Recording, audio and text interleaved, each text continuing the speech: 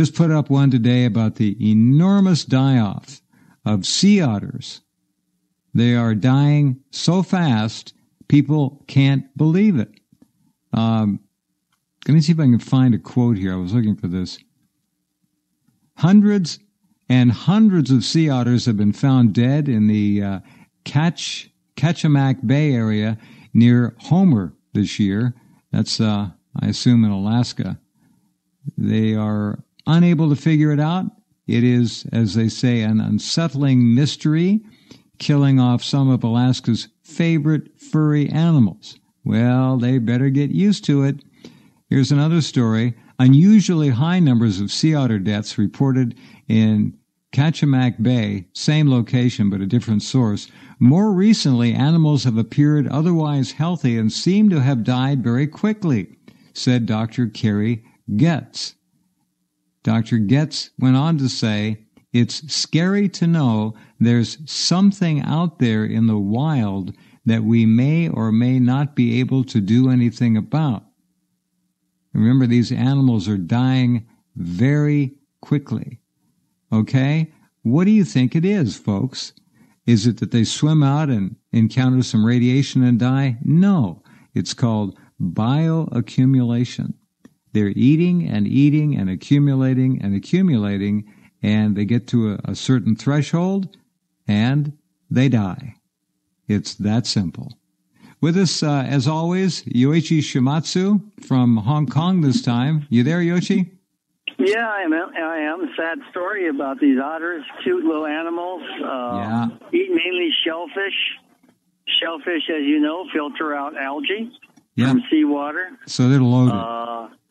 Massive amounts, actually. They keep the waters pretty clear. So otters finally built, they hit the limits of toleration. And, again, we have these heart problems, these heart seizures in marine mammals that we've seen in seals, in sea lions, and we also see in humans and Japanese the Japanese. Oh, they're dying in the high schools in Japan. The kids, they're dying. They're just killing over sudden cardiac arrest.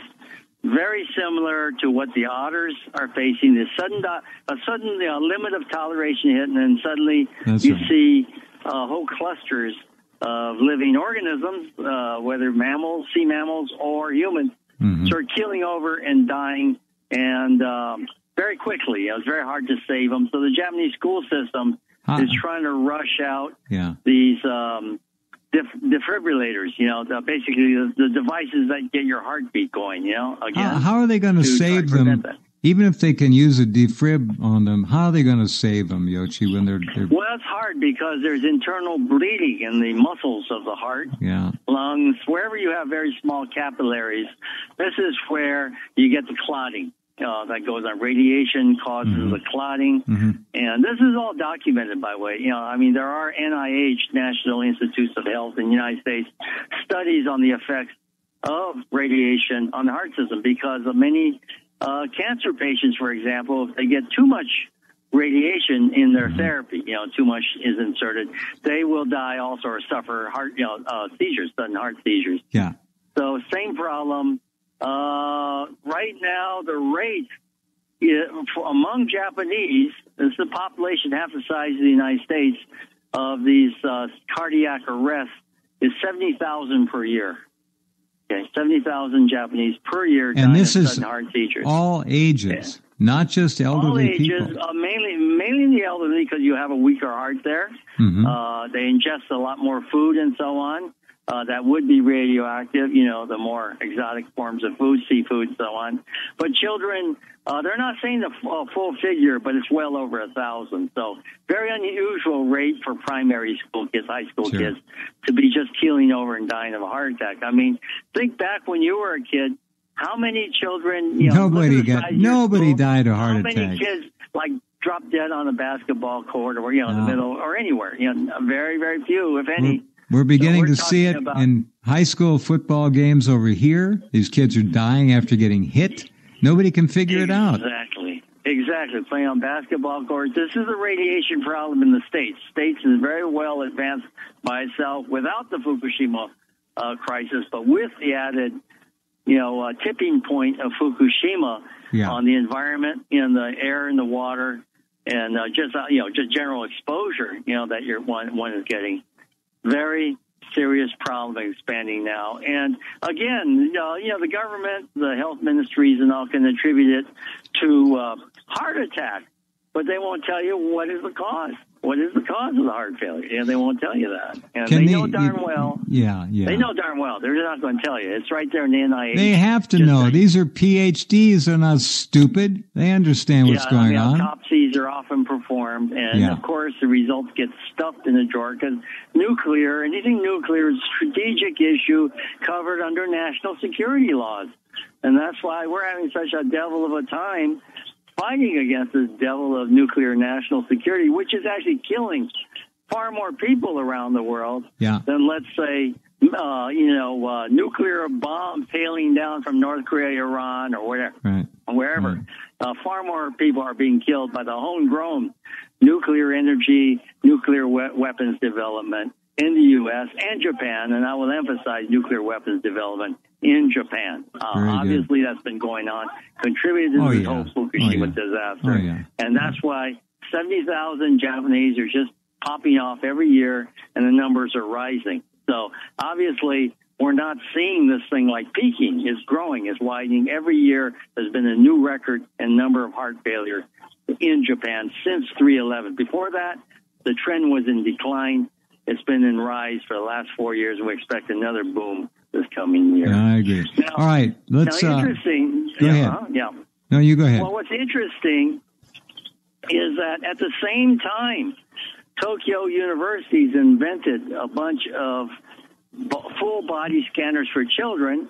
They claim to have measured 2,700 children in the Fukushima area, residents of the Fukushima area, and said none of them show any sign of ingestion of cesium. And how is this to be? How is this? Well, first, let's just get to some of the dirty tricks we discussed more than 4 years ago. Did I not, when I said that the Japanese government after Fukushima, they blocked the importation of all foreign radiation detection technologies from dosimeters. You absolutely did. I remember that very well. I say that. We talked with farmers groups who were trying to get larger, detection systems that would analyze specific isotopes. They were told point blank, none are going to be imported, are going to come through customs. We noted also, and I think the Fukushima workers, we saw a whole spate of reports the first 2 years that dosimeters were rigged. We found out in the schools dosimeters were rigged. Massive scandal. Okay. Massive. Yeah, calibration. The calibration would lowered purposely, intentionally. Yep. And we're talking about Tokyo University. That's a prime university medical school in Japan, totally linked with the government. This is part of the government elite system. It's something like Harvard or MIT, put together. These guys are obviously collaborating. Other problems, of course, most of the children, many of them actually had been evacuated from Fukushima, and they brought them into the study. No, were kids who were pulled out within weeks, went to Okinawa or Osaka. These were included in the study. So we have a dirty study already, different cohort groups, not just kids who stayed in Fukushima. Most of the children, and they don't give a specific age range, they said up to 11 years of age, so they use the word children. But in fact, most were preschoolers. And what is the diet of preschoolers? Wow. Mainly foreign baby formula, baby formula from the U.S. or Europe. Yeah. So obviously, they don't get the vegetables and fish and meat from Fukushima, right? Or from that region. They're eating strictly foreign imported, and the mothers are very, very careful there. I've talked to them. These kids are very much like surrounded. You can't really talk to children there because they're so surrounded by the parents and teachers, especially at the kindergarten and primary schools who are trying to protect these kids. But obviously, this was a selected group. Because remember I told you when I was there in that first year, it was a very hot summer, after the Fukushima, because all the radiation in the air was heating the place up. The place was being cooked, we're being microwaved. All the children were forced to play outside in the school yards, I couldn't believe that. Playground. I could not believe it. Dusty for hours in the hot sun, when you can see radiation sky, these weird effects in the sky, strange colors, strange taste in your mouth, and the kids are outside. And the other problem, didn't I mention to you, was the massive amount of dust on the roadways because these dump trucks coming out of back and forth. Yep. Without covers. And they're just passing by homes, passing by schools, restaurants, just everything. Blowing micro dust everywhere. Just amazing. And I wore a mask. I told you I wore a mask most of the time when on those roads. But I was considered a very rude person, because the idea is we should not remind people of the disaster by wearing a mask. Everyone should try to pretend that everything's normal. So all the kids were forced to walk to school or to their bus stop without face masks as these trucks are going by. And every time a truck would go by, there'd be this huge surge, and I've discussed in some articles I wrote for your site, surge of radiation. Yeah. There had to be inhalation of cesium, no doubt, and other isotopes, no doubt about it. Tokyo University is lying, just like every institution in Japan that's somehow connected with the government is pathologically lying and is participating in the mass murder of their own citizens and also the foreigners who are there. The American servicemen, the business people are being lied to, and sadly, people want to be lied to. This is a really sad thing, is that they'll do anything to embrace denial. They don't want to know. They don't want to deal with it. Exactly. They don't want to know, but the statistics are damning. 70,000 deaths a year in Japan, half the population of the U.S., from heart seizure. Wow. In other words, people aren't just being murdered. They're they're sort of they're implicating themselves in a suicide. It's a suicide murder that's going on. Terrible situation. Terrible. All right, situation. let me let me bring on our other colleague and our associate, Dana Durnford, who is standing by from Canada, British Columbia. Are you there, Dana? Hi, Jeff. Hi, Yoshi. Hey there. Good stuff. I got a lot of data on what you were talking about for later. Yeah, good. You really nailed it tonight. It does attack the heart. And I was reading those articles a few hours ago. Well, we want to hear about the otter situation up there. We haven't seen or heard much of your work about sea mammals. One thing about the otters here, which is another example of the lying, the official institutional lying that is the bedrock of how the government and the states are dealing with this catastrophe. The USGS, California Sea Otter Stranding Network, they say the number of sea otter strandings in 2014 was the highest in history, 18 above the otters that were stranded in 2012. But here's the kicker. A stranded sea otter, what does that sound like to you? Oh, he's stuck up on a rock or something, right? No. A stranded sea otter is one that washes ashore dead or barely alive. Well, let's hope none of us get stranded on some island or a beach. Oh, my gosh, Robinson Crusoe. He was stranded, but we didn't hear that he washed up dead. He washed up pretty beat up, but he wasn't dead. Well, that's the semantic war that's being played against us. It's really disgusting. Anyway, what about Japan and sushi? I've asked this before, but I want to know, are the sushi restaurants in Japan still doing a big business? They got to be. Yeah, the prices are down because a large section of the population will not eat.